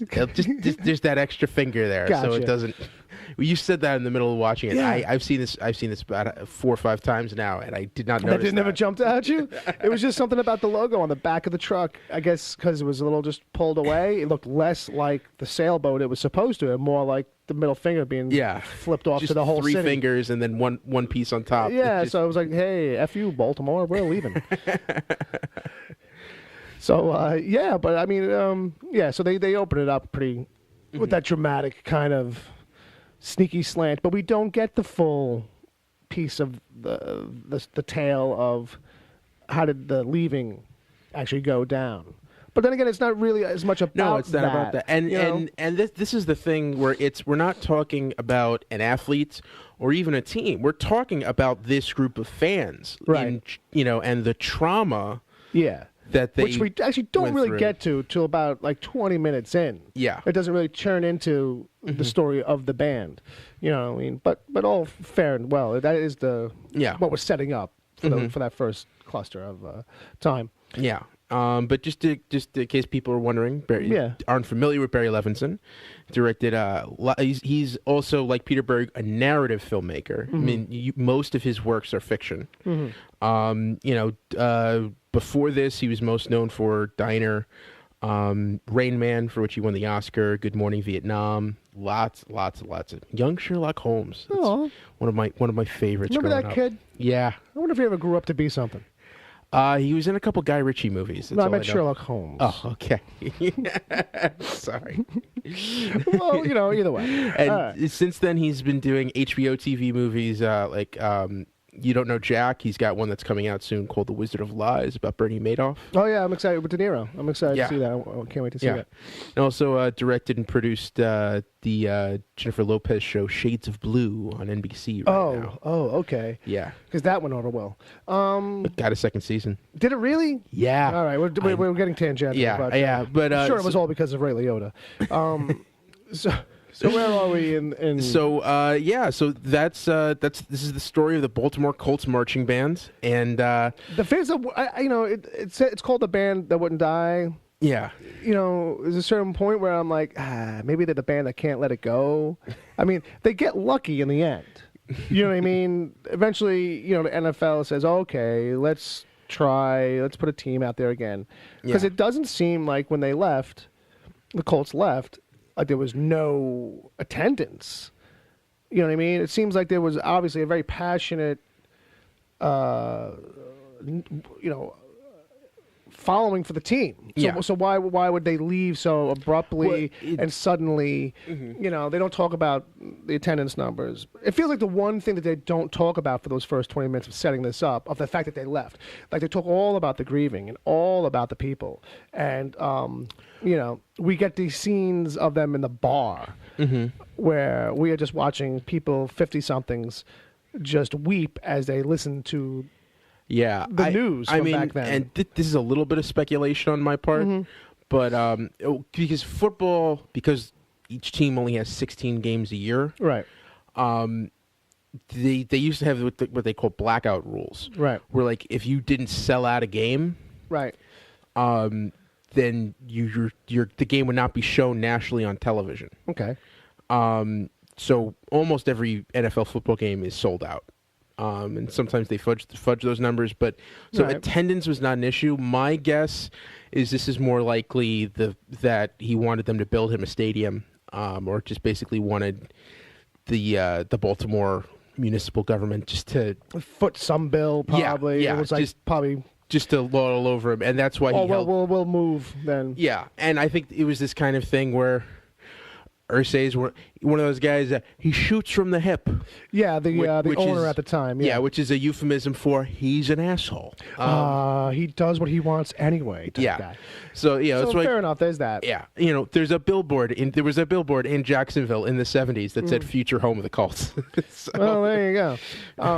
So that's just a thing that was hitting me a little bit was it's like I kind of got that too, that this guy obviously probably like ran his mouth, and it was like, well, we'll go, I'll pack him up and leave, and so it was like, all right, well, I'll call you bluff, and he was like the kind of guy who'd be like, all right, I guess we gotta move. I guess we gotta move.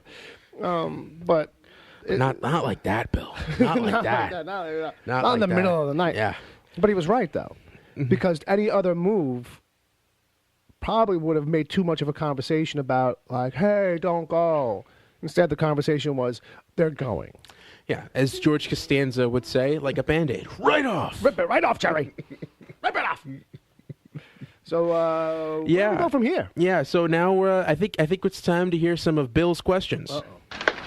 Do you sell hubcaps for 72 Pinto hatchback? Ooh, mini truck amazing. I don't know why that clip is there. All right. So these are random thoughts that you had while watching, or just anything generally that confused you that you might need cleared up. Well, here's the thing about sports that I put together watching this one. That towns seem to think that their reputation as a thing Yeah. is tied to the team that they have. Like, we are nothing as a community until we have a team that we can rally behind. It's a source of civic pride. I forget the exact quote. All I wrote down was sports equal town reputation, but so there was a point in the doc where somebody said something, and it was like, without a football team, basically, like, we're nothing. Like, we can't. We're like we never would have been anything. It was almost like in the previous episode we were talking about Edmonton Oilers. Yeah, and it's yeah, but you're Baltimore. Like, you know what I mean? I don't think you're as dismissible as other towns anyway. Yeah. Well, someone said it was that those 30 years that was Camelot. Yeah, if NFL had a Camelot, that was. And it. this is the second episode in a row we've heard that just in Baltimore the Colts were a religion. Yeah, like that is a theme you're going to be hearing over the course of the show. Oh, I'm sure. Because that's the thing. People end up. It's a cult is the thing. Yeah, it's scary to say, but it's a cult of personality. It's a cult of worship, and that so when it turns out this thing is actually tangible and makes its own decisions. It's not some static god or like thing that stays one way. Like, it's malleable. It's always in flux. Yeah. Because, look at the sequence of events. It's ridiculous, right? The NFL says, okay, Colts, we'll authorize the leave. Indianapolis, they're yours now. Now let's put a whole other team back into Baltimore, but we'll take it from Cleveland. Yeah. And now the people in Cleveland are like, oh, wait, where'd the Browns go? And what difference does it make? Because you rebranded them anyway. So maybe you would have been cooler to just start up a franchise whole cloth rather than shift one around. Well, now what are you going to do? What has Cleveland got? Well, here's the thing. Okay. They had a chance to do that. Like, when they talk about there was the Jaguars were put in Jacksonville. Right. And they also don't mean that same year you had the Carolina Panthers. Yeah. And it's like, really. But how does this all, like. Yeah. You Baltimore vied for an expansion team, and they decided, well, instead of putting one in Baltimore, where we know there's a history there, where we want to put a foothold in Florida and yeah, they want to be in the big cities. So we put it in Jacksonville, another one in Raleigh, North Carolina. Not necessarily bustling what you think of when you think of big cities. No, but I think what they're looking at is like the map in a general sense, and like let's have these big regions. How do we cover a region in a way almost? A multi-state kind of region, almost how like New Jersey has no real team for football, but it's like they tend to root for New York teams. Well, both the New York teams play in Jersey. Well, yeah, but that's. I also think that if we didn't do that, if those teams, look at me, the sports guy saying we now, that if they didn't do that, people from Jersey would tend to root for New York teams anyway, before probably Pennsylvania or, don't get me wrong, probably further south you go in Jersey, the more they'll root for someone down there. Yeah, the rule of thumb is the northern half of Jersey roots for New York teams and the southern half roots for Philadelphia teams. All right, so there you go. But yeah, so that was just this kind of thing that was blowing my mind, as if the team the town should just pack it up and pack it in. We've lost our football team. We are nothing now. We are a town of grown men weeping. Well, as the one journalist points out, before that '58 championship game, where like they put the NFL on the map. Right. I love this phrase I put in quotes. Is he says Baltimore had a municipal inferiority complex. We just want to be something, damn it. We just want to be something. We're not New York. We're not Washington, D.C. What are we? How do we exist in this weird spot we're in, I guess? What do they call it? The traffic jam in between New York and Washington, right? Yeah. That was funny. And then, if anything else, it's just you know what, man? Like, look, I get it, but there's something about the super fan And there's one in here mentioned, this guy Lottie. Loudy. Loudy? I have his obituary up here. Just to clarify, there's one moment in the film where someone says, well, he went to Memorial Stadium the first day the Colts played in Indianapolis and sat in his seat. Yeah. And I looked it up, and evidently he tried to get in. Okay. He and his the family, legend grew a little bit. and a security guard wouldn't let him through. I bet you people like, screw that security guard. That guy's the enemy now. Yeah. People were hating on him. Yeah, but but just for anyone just to try that, I think. Well, yeah. Well, you know what I mean? And isn't that sad, though? And that, now, wouldn't you say, if that person was at that level about something else, you'd be like, that guy's insane. That guy has a problem. That guy is obsessed and needs professional help. And I think sometimes fandom can go that far. I think, and we think it's cute and it's adorable sometimes. And I'm talking about for anything. But you know what? It's the kind of thing where, like, it's not harming anybody. Yeah, he's not harming anybody. He's a big cheerleader. Yeah. I mean, the fact that he shows up with a record player whenever they pull into he might be a little the airport. dented. He might have taken a hit in the head himself at one point. But you know what? I'd rather him channel his energies in that direction than than doing something else. Making skin suits out of people. Yeah, like I just saw the movie Split yesterday. Okay, yeah, right. You don't need any hobbies like that guy, is what you're saying. Okay, fair enough. We don't need any Hannibal Lecters in training. Yeah, and just he passed away in 1989, which was you know what? To his credit, the team, some of the team members ended up being his pallbearers. Johnny Unitas. Carry it. I don't know if you understand how big. I understand. Let me tell you something. What I know about Johnny Unitas is that that's whoa, like Johnny Unitas is a god. Yeah, Theismann could have been a god, but he broke his freaking leg like a moron. I think if I'm interpreting that right from a non-sports guy's angle of taking you through the filter. Maybe not quite like that. Yeah, well, just like Johnny Unitas is one of these. Yeah, he's the greatest player ever to go through Baltimore. The game. Yes, he changed the game, right? Yeah, when they were talking about how he was throwing the ball around. Yeah, and it's just that one game, but he was an institution for that team for about 15 years. Yeah, I caught that for sure. But the one part of Baltimore Colts history they don't mention in here is. I bet there's a lot. Yeah, well, the big moment that everyone knows is Super Bowl III in '69, where they lost to the Jets. Right, and that was also a big turning point in football history because the first two Super Bowls the Packers won handily, and they were the NFL because it was the NFL versus the AFL. Okay, and the Jets were the first time an AFL team won. Right, and that sort of legitimized the AFL. Sure. And they were headed for a merger anyway, but that sort of like solidified it. Like, okay, these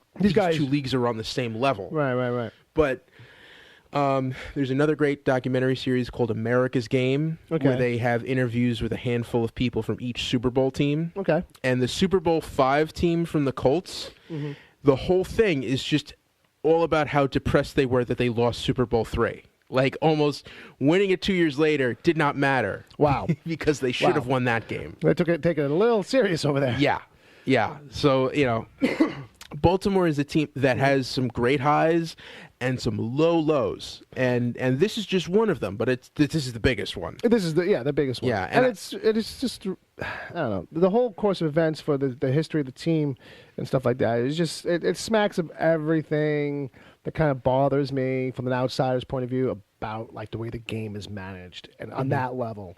It's like it's all about the chase for cash, and it's not to say that the profits aren't being made where they're at. You know what I mean? It's about saying, do we restructure or refigure it out, or is it just easier to move it and rebrand it? And I think that's a lot of times what these guys end up doing. I think this is the kind of that's thing. An outsider perspective. Obviously, I don't know what the hell I'm talking about. Well, it is. That's another recurring theme on this show. It is a business first, although sports is it's also a form of entertainment. And that's why people what I was saying in the last episode, people latch onto the stories and the characters. Yeah, that's the entertainment aspect of it. Yeah. And it's I think the real story you learn from this is that the Colts didn't deserve these fans. And I think that's kind of the real tragedy of this, is you have these fans who really wanted someone to root for, and their team failed them. And I think maybe, too, although they don't get into it enough for me to say this, I would suspect that there's a certain level of, once they left, to realize, like, oh, they loved us at that level. Yeah. Like, it may not have been fully realized how deep the city was really, obsessive and committed to them. You know what I mean? I mean, the fact that this documentary is about the team band refusing to break up and trying to keep hope alive and then pulling it off. Yeah. Basically, it says a lot about that place. You know what I mean? Yeah. So it's like Firefly. So people who loved Firefly, this is my nerd analogy. Just keep it up. Eventually, you'll get it. Well, they did. Well, they got Serenity. They got that movie Serenity. Yeah, is that it? and how'd that go? See, that's the thing. It proved Fox right because no one showed up to see it. No one really showed up. I watched it on DVD, and I was not impressed. All right, so but then you keep going. You get Con Man. Eventually it'll go meta enough. Oh my God, Alan Tudyk's solo project, Which is actually pretty fun. I still haven't seen it yet. Yeah. I heard him talking about it. All right, so Plus, with that, if you're looking for obituaries, I also have Toots Barger, the duck pin bowler. Sorry? That was mentioned, the true Baltimore athlete before Johnny Unitas. I don't even know. I'm lost now. Okay, no. When the one journalist is talking about the inferiority complex in Baltimore, Right. How they didn't have, their center fielder would take off his spikes if it was raining because they didn't want lightning. Right. Before the Colts, the biggest athlete in Baltimore history was Toots Barger, a duck pin bowler. I'm fine for enough. Duck pin bowling. Yeah. Ooh. And she was pretty good. Had like a bunch of national titles. Yeah, really. There's a reason. There's a reason why everybody loved her. She was a hero. There you go. Yeah, and also, did you have any questions about Canadian football? No, but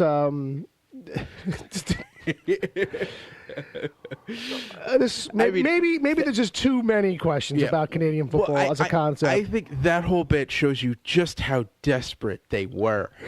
Well, not only that, but just that, like, it should have been a clearer sign to the NFL at that point, where, like, well, if Canada is willing to come down, because they see an opportunity, maybe we have really overlooked this and misconsidered this. So it ended up taking the NFL 12 years to put a team back in there, right? Yeah. It's a long time to be wrong, publicly, and having to eat crow. So yeah, and you see Tagliabue at that NFL game, at the Hall of Fame game. Yeah. He doesn't even acknowledge it when the reporter goes to him. When they ask him the question about it, and he replies, he mutters so low. I don't even know what he says. He's just like, yeah. It might as well be Bill Cosby gobbledygook coming out of his mouth. It's whatever. So he obviously, I think it was a thing where he probably realizes that they missed an opportunity to do something there, or those guys will never admit to being wrong. So when they know that they're wrong and they're kind of cold, you get those kinds of responses sometimes, where it's like your brain goes short, like, you know what I mean? It doesn't know how to process it. It's like, the thing that wants to come out of my mouth, I can't let come out of my mouth, like, the truth. All right, so with that, I think now it's time to get to the hard questions. Get to the hard questions. All right. You want answers! I want the truth! Oh, the truth. The search for the truth. So, Bill. Yeah. Does this film transcend sports? And if this isn't about sports, what is it about? Does it transcend sports? I don't think so. Okay. At least not for me. It doesn't necessarily transcend it. I think, like most of these, it just brings this in particular case, it's bringing more of a light to the links of fandom. And I think that's what it's really about. It's not about the sports directly here. It's about, the wherewithal of fans of a thing to not let it go. I get the feeling that that's a theme I'll kind of keep coming back to. Yeah. When we're talking about fans is the obsessiveness of certain fandoms. And because that's the juicy thing to talk about. I mean, we're not going to talk about the passive fans. Obviously, they don't do anything worth talking about. You know what I mean? So it's only the people that are super dedicated, like these people, that end up being the conversation. Now, okay. There's a part of me that wants to be like, all right, guys, like, kudos for you for keeping it up. I would have given up by that point. Yeah. Like, you know what I mean? Probably even if I was a sports fan, a big sports fan, I probably would have been like, all right, what are we doing? You know what I mean? But, in a town like Baltimore, where you would think, too, that they're not small town USA exactly. No. That they wouldn't need it to survive almost. Like these people were talking about having this like almost like a hollowness in them without a sports team. Like, you know what I mean? Like to grow up without a team at that time. Like, because we had one and I had taken away, like I could feel the emptiness. If I had never had it, I wouldn't have known it. Like it's basically paraphrasing, but that's what somebody says. Well, just like that part in the beginning where they're showing the footage to all the old fans. The fact that they packed out a whole bar full of Colts Corral members. Yeah, to re-experience that, and even then cry. It's like Barry Levinson later, was like, "Listen, I need you people to fucking cry." Sorry, I dropped an F-bomb. But I need you people to cry, okay? Yeah, cry on command. What's gonna make you cry? Oh, let me put out a news item, a news reel from back then, and make you relive it. Of a moving truck, of all things. Yep. And I really wish I could recall what some of the things that was said right there, because there's a couple of gems I should have. It was like losing a family member. You know what I mean? Like, you see what I'm saying? It was like getting a divorce and your wife marries someone else and you still have to see her every now and then. And I'm like, oh my God. It's like that, huh? Yeah. Jeez Louise. Yeah. I mean, I'm glad I don't like anything to this level. Because I would lose my mind. Because that's the thing that bothers me most sometimes when I see people who are like really into their team or their thing, and they're annoyed half the time. Well, especially with sports. Yeah. Well, I get that that's part of the thing. It's part of the personal game almost, the psychological thing of being a fan. It's the highs and lows. That's the chase. That's the adrenaline rush. That's the fun of it. Is like to kind of like the love-hate thing you have with your own team. Yeah. Well, also, but it'll make you gray. Well, also a lot of it is, especially with John Zeman, who's the president of the band and is kind of the main character of the story.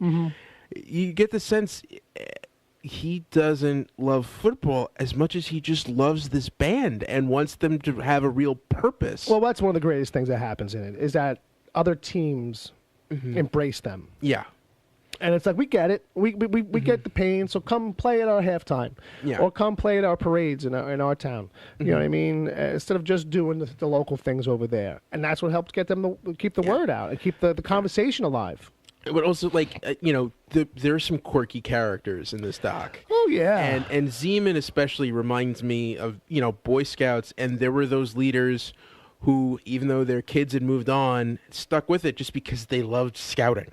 Oh, and, yeah. And from the outset, it might seem a little weird, but when you get to know the guy, you realize, no, it's not that at all. It's not that at all. Yeah. It's almost hobby, it's hobby-like. It's like, this is my thing. This is what I've done for 30 years. This is what keeps me sane. This is what keeps me going. You know what I mean? This is the thing I latch on to, that when I'm doing this, I'm not thinking about the craziness of my life or whatever. It's my outlet. And that's what I think what people need. And I think that's why people really latch on to things like this too, or become really devoted in their fandoms. And I'm not saying that, you should all be spending your time with creative pursuits, but I do feel like that's a hollowness.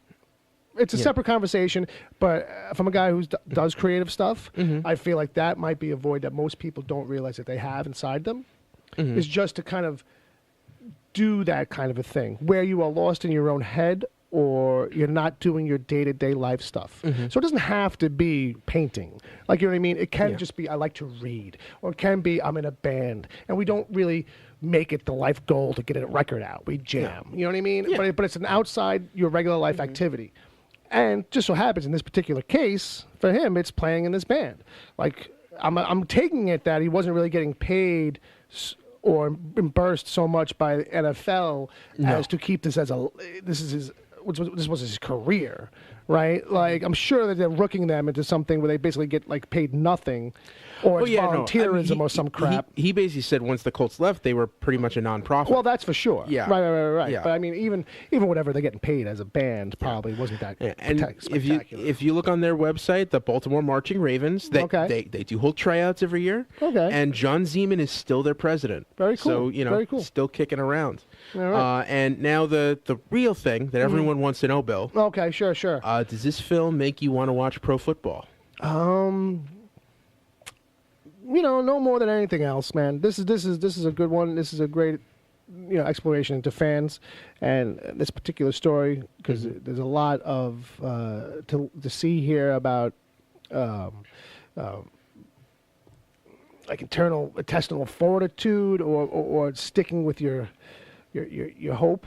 You know what I mean? Despite some opposition of basically having little chance. But I don't know that it's so spectacular. It's like, oh, okay, now this gives me a new appreciation for the game in any way. So to answer the question of the series, that would it change the way I even think about the game? Not really. I mean, the game itself, it's still as appealing as it was, which is more appealing to me generally. Probably the most appealing sport for me, like to watch anyway. Okay. Because it moves. We'll work on that. I'm sure we'll break it down. Yeah, we'll break over it the course. I mean, that's what I think what's going to happen. Yeah, it's Stockholm syndrome, or something like. I don't know what it is when you just keep doing the same thing, telling them the brainwashing kind of thing. There are 4 lights. You know what I mean? That kind of thing from Star Trek. So all right, well, I think now we're gonna start breaking it down. Just one more thing. Just one more thing. Yep. So the title for the next episode we're gonna watch. Yeah, tell me all about it. Yeah. So there's a subtitle to this, so I'm not gonna say that because it would give it away. Fair. But the main title of this episode is Small Potatoes. Small Potatoes. If you were going to watch a movie called Small Potatoes, Right. what would you think it would be about? I would think it would be like, you know what it is? It's somebody's attempt at, like, you remember when, like, Quentin Tarantino was hot? Yeah. And everybody was making Quentin Tarantino stuff? This is like when Fargo was hot. And I don't know if there was a rush of small-town crime noir. But this would have been one of those that popped up. Small Potatoes, the story of Denver, Colorado. I mean, or some remote location. Some weird group of mobsters at an Idaho. Yeah, they take a wrong highway exit, and it's just like, oh, you thought you guys were messed up. You know what I mean? I feel like I got a good script here. I think I'm working on something. I think I got something going with this. Small Potatoes, the movie. All right, cool. So, so you can follow us on Twitter. Bill, where can people find you? You can find me on Twitter at Wicked Theory. And I'm at Edward O'Hare, TBD. If you want to comment on the podcast, send us some tweets and hashtag them S4EasyPod. You can also email us at s4easypod@gmail.com. Send us audio clips if they're under a minute and or something. We may play them on. Just together, we backlog these a little bit, so we may tag them on the end of an episode. I don't know what we're gonna do. We'll see. And be sure to check out the other podcasts from Wicked Theory Studios. Sure. The Wicked Theory podcast, oddly enough. Yeah, where can people listen to that? You can find that on iTunes, Stitcher, most of the podcast players. And then also we do it live every Saturday night on Mixlr. If you go to Mixlr, mixlr.com/wicked-theory, 7 p.m. Eastern, we're there. Me and you. Yeah, and Brother Bob, and we talk pop culture, news, and comment. News, nerd stuff. Geeky stuff. We do some goofy bits. Yeah. There's a chat room. We let people come in, hang out, bother us. We bother them. Yep. It's a good time had by most. And what's the other show? And the other show is Preacher vs. Preacher. That's a recap show and fan cast, if you will, for Preacher, the TV series on AMC. Cool. And that'll be coming back soon. And and join us next time when we see if Bill will finally step into the batter's box, take a slap shot at the end zone, and hit nothing but net. Swank. That's not it either? No. Okay. One of these days. The Wicked Theory podcast is heard live every Saturday at 7 p.m. Eastern until whenever. Just go to mixler.com/wicked-theory. Mixler is MIXLR. Sign up to join the chat. Then click the follow button to get reminders whenever the show goes live. You can find the show on iTunes, Stitcher, Google Play Music, wherever good podcasts are given away for free, and at wickedtheory.com. You can support the show at patreon.com/wickedtheory. There you can get the after show if you miss it live. God forbid. Plus other exclusive episodes. As always, send your emails to podcast@wickedtheory.com.